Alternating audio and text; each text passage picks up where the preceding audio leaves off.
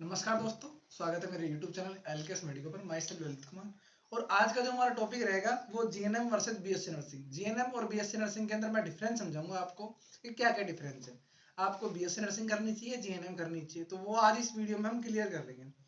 तो पहले तो हम जीएनएम वर्सेस बीएससी नर्सिंग के बारे में बात करेंगे, जिसमें से फर्स्ट पॉइंट रहेगा हमारा बीएससी नर्सिंग। ठीक है,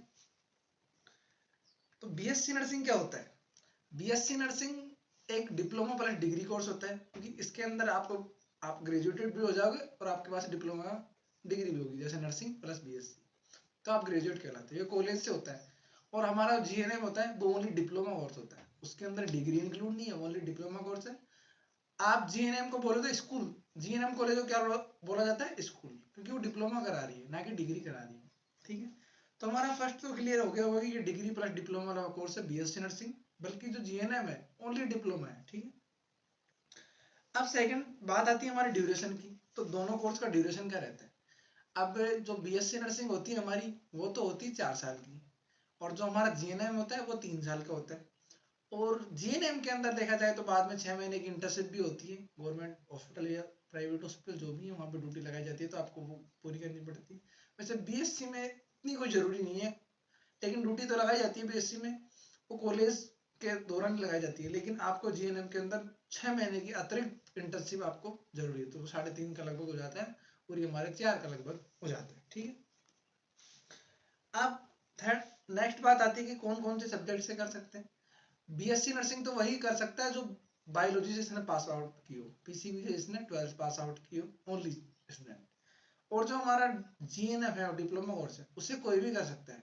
आफ्टर 12th आपने चाहे आर्ट्स से करी हो, मैथ से करी हो, कॉमर्स से करी हो, कोई भी कर सकता है। ठीक है, उसमें ऑल सब्जेक्ट इंक्लूड है। ठीक है, अब एज क्राइटेरिया की बात कर लेते हैं कि एज कितनी होनी चाहिए दोनों कोर्स को करते समय। तो भैया दोनों कोर्स को करते समय हमारी एज होनी चाहिए 17 साल।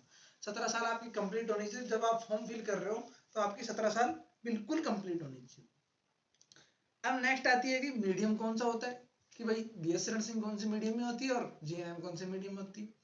तो जो हमारा बीएससी नर्सिंग कोर्स है उसकी एग्जाम हमें इंग्लिश मीडियम रिटर्न करनी पड़ती है। चाहे आप 12th में हिंदी से हो, इंग्लिश से हो, तो वो कोई इश्यू नहीं है। आपको जो वहाँ आंसर रिटर्न करना पड़ेगा यूनिवर्सिटी एग्जाम में, जो आरएचएस फिर आपकी एग्जाम लेगा, जैसे फर्स्ट ईयर की एग्जाम, सेकंड ईयर की एग्जाम, तो उनमें आपको इंग्लिश टू इंग्लिश लिखना है, पेपर भी इंग्लिश में आएगा और आपको आंसर भी उसे इंग्लिश में देना है। अब वही बात आ जाती है हमारे जीएनएम कोर्स की। तो जीएनएम कोर्स में ओनली हिंदी चलती हुई है। अगर आपकी इंग्लिश थोड़ी कमजोर है, वीक है, इंग्लिश से डरते हो, तो आपके लिए बीएससी नर्सिंग फिर बेस्ट है, ये जीएनएम बेस्ट है, सॉरी, जीएनएम जो कि हिंदी मीडियम में होती है। अब देखा जाए कि हार्ड और टफ में क्या बात है कि कौन सी हार्ड रहेगी, कौन सी टफ रहेगी, तो मैं बताऊँ थोड़ी सी बीएससी नर्सिंग टफेस्ट होती है, क्योंकि 4 साल का कोर्स होता है, बहुत सारे टोटल हमें 17 सब्जेक्ट पढ़ने पड़ते हैं। और वहीं जो जीएनएम होती है वो थोड़ी इजी वे में हो जाती है, क्योंकि वो हिंदी से होती है। ठीक है, जो हमारी लैंग्वेज होती है हिंदी, उसमें होती है। ठीक है, अब आता है कि दोनों कोर्स के बाद में क्या क्राइटेरिया, दोनों कोर्स को करने के बाद हम क्या क्या कर सकते हैं। भाई जीएनएम को करने के बाद तो क्या फिर अपॉर्चुनिटी है, और बीएससी नर्सिंग करने के बाद क्या अपॉर्चुनिटी। तो मैं बता दूं कि बीएससी नर्सिंग अपन कर लेते हैं तो उसके बाद हमारे पास एमएससी नर्सिंग कर सकते हैं। ये फील्ड हमारे पास शेष रहेगा कि हम बीएससी नर्सिंग करने के बाद हम एमएससी में एग्जाम, देखिए, एमएससी कर सकते हैं। एमएससी टोटल 5 सब्जेक्ट से होती है, 5 सब्जेक्टों से एमएससी होती है। तो आप बीएससी के बाद जस्ट एमएससी कर सकते हो, एमएससी नर्सिंग के लिए अप्लाई कर सकते हो। वहीं अगर जीएनएम की बात की जाए तो जीएनएम में ऐसा कोई नहीं है, एमएससी अपन नहीं कर सकते। वहां पर होती है 2 साल का कोर्स होता है पोस्ट बेसिक बीएससी नर्सिंग। अगर आपने जीएनएम करी है और आप आगे पढ़ने के लिए इच्छुक हो, क्योंकि मैं तो आगे भी पढ़ूंगा भाई, तो अपन पोस्ट बेसिक बीएससी नर्सिंग कर सकते हैं। अगर कोई बंदा है जो पोस्ट बेसिक बीएससी नर्सिंग कर लेता है तो वो बीएससी नर्सिंग के इक्वल हो जाता है। अब पोस्ट बेसिक बीएससी नर्सिंग में थोड़ी सी इंग्लिश आती है, इंग्लिश टू इंग्लिश चलता है वहां तो पूरा। अब बात कर लेते हैं हम जॉब क्राइटेरिया की, कि दोनों करने के बाद कौन कौन सी जॉब है। देखो, जॉब तो बीएससी नर्सिंग करने के बाद भी है और जीएनएम करने के बाद भी। लेकिन अगर हम बात करें एम्स के हॉस्पिटल की, all India institute of medical science की अगर हम बात करें, वहां अपन को जॉब लेनी हो, तो आपने अगर बीएससी नर्सिंग कर रखी तो आप आफ्टर 4th ईयर, जैसे आपकी डिग्री हुई 4th ईयर कंप्लीट हुई, तो आप अप्लाई कर सकते हो वहां पे। लेकिन जीएनएम में ऐसा नहीं है, आपने 3 साल कर ली और आपकी इंटर्नशिप भी कंप्लीट है, तो आपको कुछ साल 2 साल की और ट्रेनिंग की जरूरत होती है, और आपका सर्टिफिकेट चाहिए आप प्राइवेट हॉस्पिटल में काम करे हो चुकी होनी चाहिए।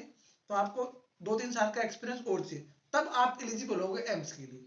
तो ये थोड़ा सा हमारा नेगेटिव पॉइंट होता है कि अगर कोई बंदा नर्सिंग करने के बाद अपना फील्ड वो एम्स में जमाना चाहता है, अपना करियर एम्स में सेट करना चाहता है, तो उसको फिर क्या करना पड़ता है कि थोड़ा सा काम की जरूरत होती है, रिक्वायरमेंट होती है काम की। तो वो प्राइवेट हॉस्पिटल में काम करेंगे, कुछ अपना ड्यूरेशन कंप्लीट करता है, उसके बाद वो एलिजिबल होता है एम्स के। ठीक है, अब हम बात करते हैं कि टीचिंग एलिजिबिलिटी।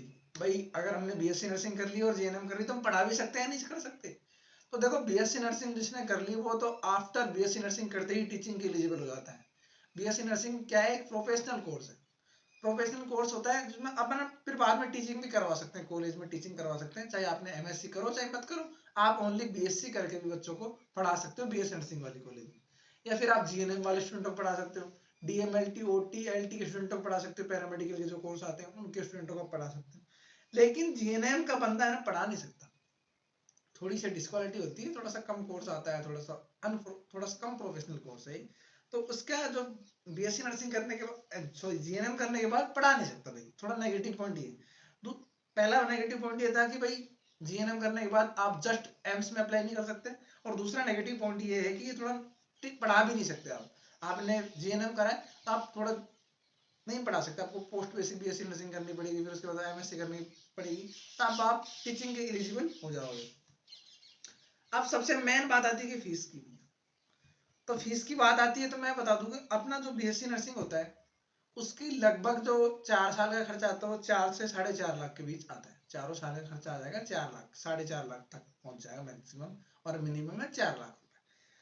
अब वही हम बीएससी नर्सिंग की, सॉरी जीएनएम की बात करें तो जीएनएम में 1.5 से 2 लाख का खर्चा आता है। मिनिमम हमारा 1.5 लाख खर्चा रहेगा और मैक्सिमम 2 लाख खर्चा रहेगा।